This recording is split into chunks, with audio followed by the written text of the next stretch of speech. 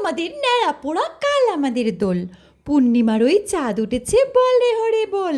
অনেকদিন পর, হ্যাঁ 1 বছর পর আবারও চলে এলো দোল। আর দোল উৎসবটা মানেই হলো আনন্দের উৎসব, রঙের উৎসব। প্রতিবারের মতো আজও আমাদের জমিতে ন্যাড়া পোড়া হলো। আর এটা আমাদের একটা ফাঁকা জমি, এখানে আমাদের বাড়ি করার কথা চলছে, কিন্তু জানি না বাড়িটা হয়ে গেলে আমাদের এই ন্যাড়া পোড়াটা কোথায় হবে। সেটাই আমরা ভেবে আজকে অবাক হয়ে গেছিলাম। যখন আমাদের এখানে বাড়িটা হয়ে যাবে তারপরে আমরা সবাই মিলে ন্যাড়া পোড়াটা কোথায় করব। দেখো কত বড় আগুন জ্বলে উঠেছে, আমরা সবাই মিলে এখানে অনেক আনন্দ করছিলাম। আর সবাই বলছিলাম আজ আমাদের ন্যাড়া পোড়া, কাল আমাদের দোল।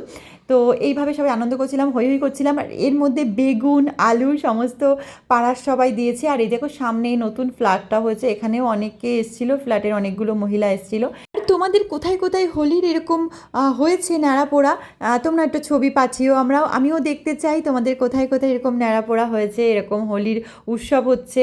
আর হোলির উৎসবের আগে এরকম আনন্দ কোথায় কোথায় এখনও হয়।